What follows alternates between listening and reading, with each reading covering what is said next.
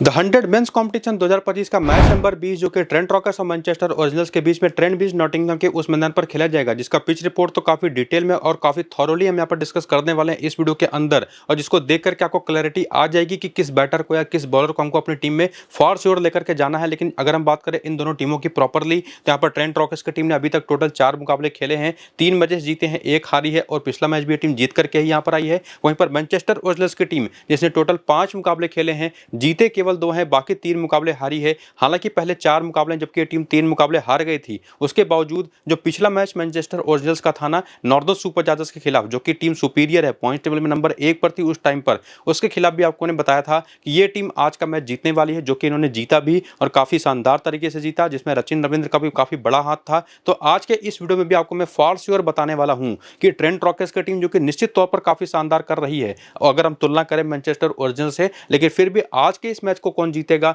वो देखना और समझना काफी जरूरी है, जो कि इस पूरे वीडियो के दौरान आप समझ जाएंगे लास्ट में जाते जाते। तो बिल्कुल भी स्किप मत करिएगा, शुरू से अंत तक देखिएगा। बाकी पिच रिपोर्ट की बात करें ट्रेंट ब्रिज नॉटिंघम के मैदान की, जहां पर आज का मैच 19 अगस्त को रात को 11 बजे से भारत के समय के हिसाब से और वहां की लोकल टाइम के हिसाब से शाम को 6:30 बजे से स्टार्ट होगा, एक डे नाइट मैच के तौर पर। यानी कि पहली इनिंग के दौरान धूप भी निकली हो सकती है, अगर आसमान साफ रहता है तो सेकेंड इनिंग के दौरान फ्लड लाइट्स यहां पर जलेंगी, जिसका इफेक्ट पड़ता है किसी भी बैटिंग टीम पर, खास करके पावर प्ले के दौरान फ्लड लाइट्स जब जलती है ना, तो वहां पर गेंद मूव करती है, सी मूवमेंट अच्छा खासा मिलता है। इस मैदान पर भी वो चीज मिलता है। बाकी इसी मैदान पर 2 मुकाबले हो भी चुके हैं इस सीजन के, ये चीज हमने विमेंस फॉर्मेट में भी देखा, इस मैदान पर 2 मुकाबले हो चुके हैं और मेंस फॉर्मेट में भी 2 मुकाबले हो चुके हैं। और दोनों मुकाबले में अब क्या देखेंगे कि स्कोर चेंज हुआ है, 124 का स्कोर चेंज करते हुए 5 विकेट से टीम जीती है, यहाँ पर 140 का स्कोर चेंज करते हुए 4 विकेट से मैच को जीता गया है। यानी कि दोनों मुकाबले जो मेंस के इस मैदान पर हुए, दोनों में बैटिंग सेकंड करने वाली टीम जीती। इवन विमेंस वाले मैचेस में भी दोनों मुकाबले जो हुए थे वहां पर भी लो स्कोरिंग गेम हुए थे और दोनों मुकाबले बैटिंग सेकंड करने वाली टीम ही जीती थी।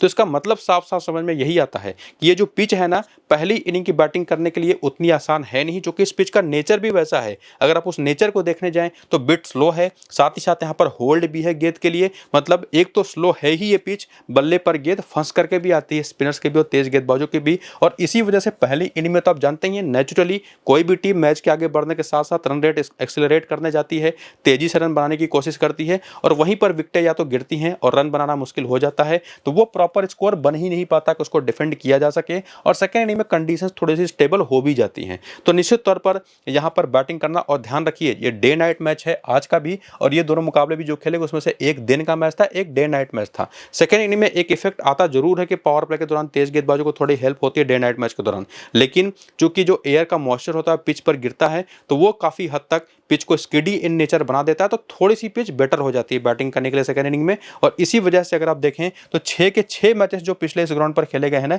सारे मुकाबले बैटिंग सेकंड करने वाली टीमों ने मैचेस को जीता है। तो यहीं पर काफी हद तक, और पहली इनिंग का पावर प्ले काफी खराब गया अभी तक के दोनों मैचेस में पहले बैटिंग करने वाली टीम के लिए, जहां पर स्पिन को टोटल 6 मैच में 35 और पेस को 33 विकेटें मिली है। और मेंस क्रिकेट में ऐसा काफी कमी देखने को मिलता है कि स्पिनर्स डोमिनेट कर रहे हों। 19 पहली इनिंग में, 16 सेकंड इनिंग में स्पिन को और पेस को 17 पहली इनिंग में, 16 सेकंड इनिंग में विकेटें मिली हैं। तो उम्मीद करूंगा कि पिच रिपोर्ट आपने काफी प्रॉपरली और थॉरोली यहां पर समझ ली है, और क्लियर यहां पर हो पा रहा है कि पेसर्स और स्पिनर्स दोनों का कॉम्बिनेशन आपके टीम में होना चाहिए, और खास करके टॉप ऑर्डर के बैटर्स जो है ना, वो थोड़े रिस्की होंगे इस टीम में लेकर के जाना, स्पेसिफिकली जिसकी पहली इनिंग की बैटिंग होगी। तो वहां पर इसको समझने के बाद जो फाइनल टीम हमारी आज के इस मैच के स्मॉल लीग की बनेगी, उसमें वेदर का भी एक फैक्टर इंक्लूड करना पड़ेगा, वो हमको पता चलेगा टॉस के बाद ही। तो वेदर के बारे में और साथ ही साथ अपनी फाइनल टीम का जो अपडेट होगा वो आपको मैं टेलीग्राम और व्हाट्सएप पर दोनों दूंगा, तो दोनों को जाकर के ज्वाइन करिए। लिंक आपको इसी वीडियो के डिस्क्रिप्शन में और कमेंट बॉक्स में जो पिन कमेंट है वहां पर देखने को मिल जाएगा। तो जल्दी से जाकर के लिंक को क्लिक करिए और टेलीग्राम व्हाट्सएप को ज्वाइन कर लीजिए। फिलहाल यह है प्लेइंग 11 और बैटिंग ऑर्डर जो को प्रॉपर दिखाई पड़ रहा है ट्रेंट रॉकर्स की टीम का,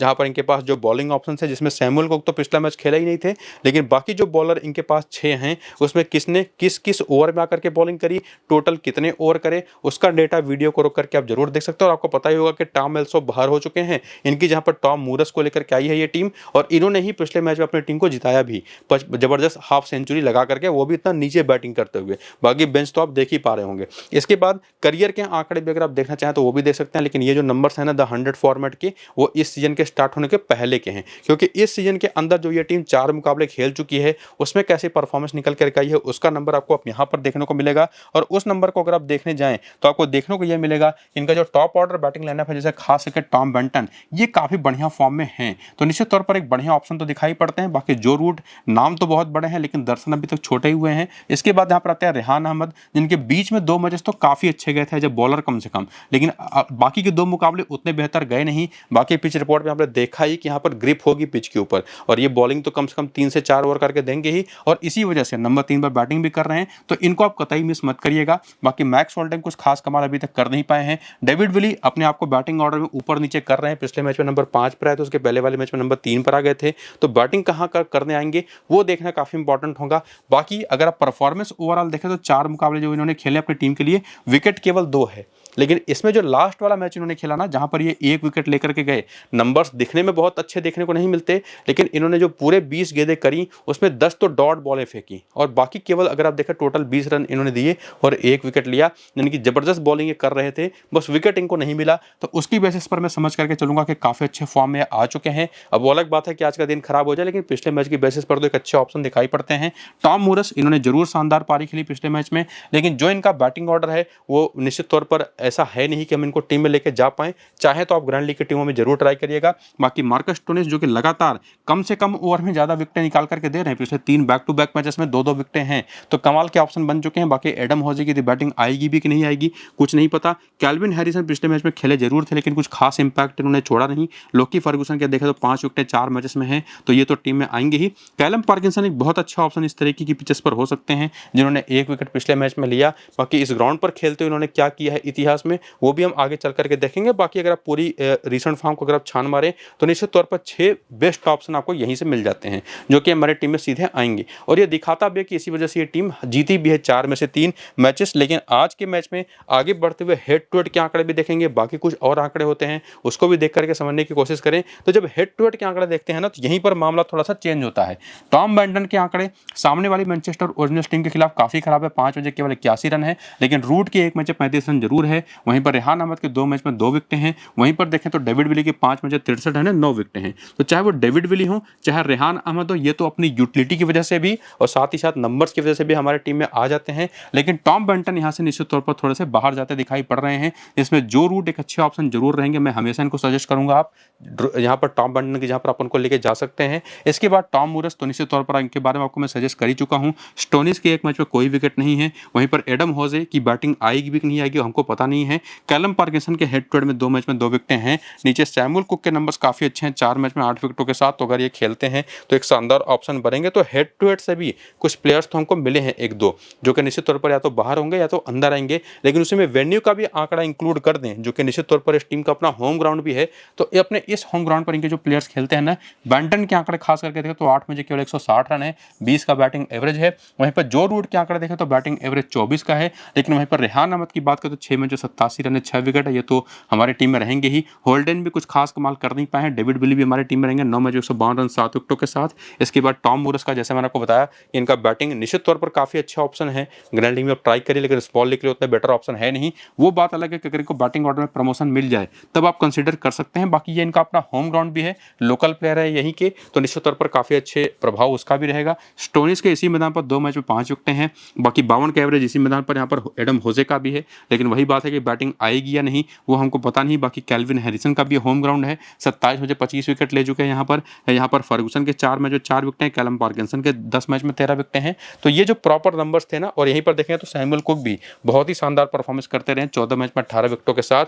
तो ओवरऑल अगर आप देखें यहाँ पर सैम हेन के भी नंबर्स बहुत ही जबरदस्त हैं, अगर खेलते हैं तो ये एक और ऑप्शन है। तो देखेंगे तो मिला जुला करके 5 से 6 ऑप्शन है इस टीम में, जो कि हमारी टीम में आ सकते हैं। जहां पर जैसा मैंने आपको कहा था, या तो जो रूट टॉम बैंटन दोनों को भी ड्रॉप कर सकते हैं, या बेटर है कि आप जो रूट के साथ चले जाएं, टॉम बैंटन के तुलना में ज़्यादा बेहतर ऑप्शन वो साबित हो सकते हैं। तो ये 5 से 6 ऑप्शन यहाँ से क्लियर तौर पर सीधे सीधे हमारी टीम में आते दिखाई पड़ रहे हैं, जो कि इस पूरे वीडियो के दौरान हमने समझा ट्रेंट रॉकेट्स की टीम की तरफ से। बाकी प्लेयर बैटल देखें तो टॉम बैंटन को दिक्कत एक्चुअली है बाएं हाथ की तेज गेंदबाजी पर। ऐसा कौन सा ऑप्शन सामने की टीम हो तो आगे हम देखेंगे। स्कॉट करीब इनको एक बार आउट जरूर किया है इन्होंने, लेकिन अच्छे खासे रन बनाए उनके ऊपर। जो रूट का कोई डेटा मिलेगा नहीं। मैक्स होल्डन, लेविस गेरगिर, स्कॉट करीब पर आउट होते रहे, लेकिन लेविस गेरगिर को बढ़िया खेले हैं। रेहान अहमद खुद एक लेग स्पिनर हैं और लेग स्पिन पर ही ज़्यादातर विकेट विकेटें देते भी हैं। और बाकी देखें तो डेविड विली हैं, ये भी लेग स्पिन पर काफ़ी फंसते हैं, 20 के नीचे का बैटिंग एवरेज है। और उसके बाद यहाँ पर टॉम मूरिस है, लेविस गेरगिरी, जो स्टंग पर एक बार सस्ते में आउट हो चुके हैं। बाकी एडम होजे को भी लेग स्पिन काफ़ी परेशान करता है। और उसके बाद यहाँ पर मार्कस स्टोनिस, लेविस गेरगिरी पर एक बार सस्ते में आउट हो चुके हैं। तो ग्रेगरी के नाम यहाँ पर आपको कई बार देखने को मिले होंगे। तो इसी वजह से एक लेविस गेरगिरी का जो नाम इस टीम के अंदर है, जो मैनचेस्टर ओरिजिनल्स की टीम में है ना, वो एक डिफरेंशियल बन जाता है। बाकी बैटिंग ऑर्डर प्लेइंग इलेवन देखें तो काफ़ी स्ट्रांग हो चुकी है ये टीम, जहाँ पर फिलिप साल्ट है, बेन मैकिनी है, जोस बटलर है, रचिन रविंद्र है, हेनरी क्लासन है, मैटी हर्स्ट है, लेविस गेरगिरी, स्कॉट करी, नूर अहमद, जोश टंग और सोनी बेकर। और बॉलिंग तो इनकी कमाल की ही चल रही है पिछले कुछ मैचेस से, जहाँ पर सोनी बेकर ने 4 ओवर के, जोश टंग ने 4 ओवर के, लेविस गेरगिरी ने 2 ओवर के, रचिन रविंद्र ने 2 ओवर करे, नूर अहमद ने पूरे 4 ओवर करे, स्कॉट करी को भी 2 ही ओवर मिला। तो इतनी तगड़ी बॉलिंग हो चुकी है इनकी कि मेन बॉलर भी इनके पूरे ओवर नहीं कर पा रहे। बाकी बेंच भी यहाँ पर आप देख सकते हैं। तो भले ये टीम शुरुआत अच्छा नहीं कर पाई थी इस टूर्नामेंट के अंदर, लेकिन ओवरऑल काफ़ी स्ट्रांग हो चुकी है। करियर के भी आंकड़े अगर आप देखना चाहें तो वीडियो को रोक करके देख लीजिएगा। इसके बाद आगे बढ़ते हुए वेन्यू के नंबर्स अगर आप देखना चाहें तो वो भी देख सकते हैं। और जिसमें खास करके वेन्यू के जो नंबर्स हैं ना, उसमें देखेंगे रिसेंट फॉर्म, तो आपको पता चलेगा कि फिलिप साल्ट जो पहले 3 मैच में तो काफ़ी बेहतर करते दिखाई पड़े, अगले 2 मैच में नहीं चले। बेन मैकिनी तो कुछ खास कमाल कर ही नहीं पाए। बाकी जोस बटलर अब इन फॉर्म आ चुके हैं। और उसमें रचिन रविंद्र ने पिछले मैच में एक मैच विनिंग परफॉर्मेंस दी, 31 रन भी बनाए, बाद में 2 ही ओवर में 2 विकेटें भी लेकर के गए। हेनरी क्लासन जो कि लगातार शुरुआत अच्छी कर रहे थे, बड़ी पारी में कन्वर्ट नहीं कर पा रहे थे, वो चीज़ इन्होंने पिछले मैच में करके दिखाया, जहां पर 25 गेंद पर 50 रन की शानदार नॉट आउट इनिंग खेली। ये भी सीधे टीम में आएंगे। ग्रेगरी उतने अच्छे फॉर्म में दिखाई नहीं पड़े हैं पिछले 5 मैच में, केवल 2 ही विकेटें हैं, बल्ले से भी रन नहीं आए हैं। और पिछले मैच में तो आपने ये भी देख लिया कि ओवर भी इनको केवल 2 ही मिला। लेकिन निश्चित तौर पर प्लेयर बैटल में भी आप एक चीज़ देख चुके हैं कि कई बैटर्स को आउट करते रहे, परेशान करते रहे हैं। तो निश्चित तौर पर ग्रैंड लीग में अगर आप चाहें तो ट्राई करिएगा। बाकी स्कॉट करी, इनको भी 2 ही ओवर पिछले मैच में मिला, विकेट नहीं ले पाए, लेकिन उसके पहले लगातार शानदार बॉलिंग करी थी। नूर अहमद की बात करें तो उन्होंने भी फॉर्म में वापसी करी, पिछले मैच में 2 विकेट लिया। जोशुआ टंग तो कमाल की बॉलिंग कर रहे हैं, 3 मैचेस में 9 विकेटें लेकर के। और सोनी बेकर भी जब से इंग्लैंड की टीम में इनको लेकर के गए हैं, इनका सिलेक्शन हुआ तब से और भी बेहतर हो चुके हैं। 3 विकेट इन्होंने भी पिछले मैच में लिया। तो इस टीम में प्रॉपर कई सारे शानदार ऑप्शन है। अगर आप देखें तो केवल इनफॉर्म प्लेयर के साथ अगर आप जाएं तो 7 ऑप्शन तो ऐसे ही मिल जाते हैं, जिसमें फिलिप साल्ट को छोड़ना बहुत मुश्किल है, तो वो 8वें ऑप्शन बन जाते हैं। और उसमें लेविस गेरगिरी डिफरेंशियल ऑप्शन बन जाते हैं। और उसी में अगर आप देखें तो जो ये बॉलिंग ऑप्शन है, उसी में से किसी एक को आपको ड्रॉप करना पड़ेगा। निश्चित तौर पर आप फिलिप साल्ट के साथ जाते हैं। लेकिन ये बात तो कम से कम पक्की है कि ये टीम भले ही परफॉर्मेंस वाइज ट्रेंट रॉकेट्स के तुलना में थोड़ी सी पीछे दिखाई पड़ रही है, लेकिन मुझे मैनचेस्टर ओरिजिनल की ही टीम आज के इस मैच को जीतती हुई दिखाई पड़ भी रही है। इसके बाद आकर के हेड टू हेड के नंबर देखें तो फिलिप साल्ट के नंबर सामने वाली टीम के खिलाफ जबरदस्त है। 5 मैच 198 रन, 86 का हाईएस्ट स्कोर। इसके बाद 2 मैच में 52 रन है यहाँ पर जोस बटलर के, 1 मैच में 2 रन है मैटी हर्स्ट के, स्कॉट करी भी 1 मैच में विकेट नहीं ले पाए हैं, टंग के 1 मैच में 3 विकेट हैं, सोनी बेकर के 1 मैच में कोई विकेट नहीं है, जॉस गॉटन के 3 मैच में 5 विकेट हैं। टॉम हॉटले अगर खेलते तो ये भी एक अच्छा ऑप्शन है। तो कुछ सैंपल साइज छोटा है, ज़्यादा प्लेयर्स के नंबर्स हैं नहीं, लेकिन जो थे वो तो आपने देखा। इसके बाद वेन्यू के भी नंबर्स देखें तो इस मैदान पर फिलिप साल्ट 6 मैच में 150 रन बना चुके हैं 86 के हाईएस्ट स्कोर के साथ। और ध्यान रखिएगा, ये 86 का जो हाईएस्ट स्कोर है इस मैदान पर, ये इनका इसी ट्रेंट रॉकेट्स की ही टीम के खिलाफ स्कोर आया। लेकिन एक बात और भी है कि ये 86 रन अगर आप हटा दें उन 6 मैचेस में से, तो बाकी ज़्यादा रन बचते हैं नहीं। तो कंसिस्टेंसी यहाँ पर है नहीं। बाकी बटलर हो गए, रचिन रविंद्र हो गए, इनके नंबर्स देखिए चाहे जैसे हो, जो कि हैं भी ठीक ठाक, इनको हम टीम से मिस नहीं कर सकते। इसके साथ साथ बात करें स्कॉट करी के भी इस मैदान पर 1 मैच में 2 विकेट है। और स्कॉट करी ऐसे बॉलर हैं जो कि इस तरीके की पिचेस का सबसे बढ़िया फायदा उठाते हैं। बाकी जोश टंग के भी 1 मैच में 3 विकेट है इस मैदान पर, 4 में 4 विकेट यहाँ पर जॉस गॉटन के हैं, 2 मैच में 5 विकेट यहाँ पर फरहान अहमद के भी हैं, 7 मैच 6 विकेट यहाँ पर टॉम हार्टली के भी हैं। लेकिन ओवरऑल जो फाइनल हमारा सिलेक्शन होता है उसमें अगर आप देखें तो बटलर को आप मिस नहीं कर सकते, रचिन रविंद्र को मिस नहीं कर सकते, क्लासन जैसे फॉर्म में आ चुके हैं इनको भी मिस नहीं कर सकते। और बॉलिंग में अगर आप देखें तो जोश टंग तो कमाल के फॉर्म में, इनको भी मिस नहीं कर सकते। नूर अहमद इस तरीके की पिचेस के लिए बेस्ट ऑप्शन है। तो ये 5 प्रॉपर ऑप्शन ऐसे हैं जिनको अपनी टीम से तो कतई नहीं हटाना है। छठा प्लेयर, 7वां प्लेयर अगर आपको इस टीम की तरफ से लेकर के जाना है तो एक स्कॉट करी का ऑप्शन है। स्कॉट करी के साथ दिक्कत यह है कि ये शुरुआत में बॉलिंग नहीं करते, आते हैं मिडिल ओवर्स में, डेथ ओवर्स में, और वहां पर जरूरत रहेगी तो ही ये पूरे 4 ओवर करेंगे, वहीं पर मामला इनका फंसता है। वरना सोनी बेकर इनके पास एक ऑप्शन है। निश्चित तौर पर मैं फिर भी कहूंगा कि स्कॉट करी ज्यादा बेटर सोनी बेकर के तुलना में सेफ ऑप्शन रहेंगे। बाकी आपके पास फिलिप साल्ट का भी एक और नाम है, अगर उनकी सेकंड इनिंग की बैटिंग है तो उनको भी ट्राई कर सकते हैं। तो ये प्रॉपर कुछ ऑप्शंस थे जो आपको मैंने दोनों टीमों की तरफ से प्रॉपरली सजेस्ट कर दिया है कि 5 सामने टीम से, 6 प्लेयर इस टीम की तरफ से जो आपको लेकर के जाना है। उसमें कुछ डिफरेंशियल प्लेयर्स भी थे। बाकी मैनचेस्टर ओरिजिनल्स की बैटर्स का प्लेयर बैटल भी देख लीजिए। फिलिप साल्ट, सैम कूपर 2 बार आउट हो चुके हैं, विली पर 3 बार आउट हो चुके हैं, कैलम पार्किंसन, रेहान अहमद ने भी इनको परेशान किया है। बाकी बेन मैकिनी ऑफ स्पिन पर 2 बार फंस चुके हैं केवल 9 गेंद पर। बाकी Rachin Ravindra left arm Orthodox bowling पर जल्दी जल्दी विकेट देते हैं, जबकि खुद ये लेफ्ट आर्म ऑर्थोडॉक्स बॉलर हैं और 12-13 का एवरेज है केवल इनका लेफ्ट आर्म ऑर्थोडॉक्स बॉलिंग पर। और बाकी बटलर के आंकड़ा देखिए, हर एक बैटर के बॉलर के खिलाफ काफ़ी ओवरऑल ठीक ठाक है, एक एक बार ही आउट हुए हैं। दिक्कत थोड़ा सा मार्कस स्टोनिस के खिलाफ जरूर रही है, लेकिन फिर भी 30 का एवरेज है। विली को तो इन्होंने अच्छे खासे रन बनाए हैं। थोड़ा बहुत इनको लेग स्पिन पर परेशानी होती रही है रिसेंट टाइम में। बाकी हेनरिक क्लासन, लोकी फर्गूसन पर एक बार आउट हुए, लेकिन रन बना करके। मैटी हर्स्ट, ये सैम को ऑफ स्पिन पर फंसते हैं। लेविस ग्रेगरी का कोई डेटा मिलेगा नहीं। तो ओवरऑल यहाँ तक आते आते एक बात तो क्लियर है कि मुझे तो मैनचेस्टर ओरिजिनल की टीम ज़्यादा बेटर दिखाई पड़ रही है। हालांकि ट्रेंट रॉकेट्स की टीम में ज़्यादा पीछे गेम में है नहीं, लेकिन मैच यहाँ पर जीतते हुए मुझे फाइनल तौर पर मैनचेस्टर ओरिजिनल की ही टीम दिखाई पड़ रही है। बाकी जब अपनी टीम आप बना लेंगे तो देखेंगे मार्कस स्टोनिस और बटलर ये सबसे कॉमन कप्तान है, उस कप्तान के ऑप्शन है जो कि सभी की टीम में होंगे। बाकी रचिन रविंद्र है, रेहान अहमद है और क्लासन है। मेरे हिसाब से ये तीनों जो है ना, खास करके रचिन रविंद्र और रेहान अहमद, ये ज़्यादा बेहतर और सेफ ऑप्शन है मार्कस स्टोनिस की तुलना में, जिनको आप कप्तान है बस कप्तान बना सकते हैं, इवन बटलर के भी तुलना में। बाकी फाइनल टीम क्या बनेगी उस पर अभी क्वेश्चन मार्क है। वो टीम आपको मैं टेलीग्राम और व्हाट्सएप चैनल पर वेदर के अपडेट के साथ बता दूंगा, तो जाकर के टेलीग्राम और व्हाट्सएप को ज्वाइन कर लीजिए। लिंक आपको डिस्क्रिप्शन में और पिन कमेंट में मिल जाएगा। तो पूरा वीडियो देख करके टेलीग्राम को तो ज्वाइन करिए ही। बाकी जो प्लेयर सजेस्ट किए थे मैंने आपको पीछे, उनकी बेसिस पर अपनी स्मॉल लीग और ग्रैंड लीग की टीम बना लीजिए। फिलहाल इस वीडियो को यहाँ पर करते हैं खत्म, चलते हैं, नमस्कार।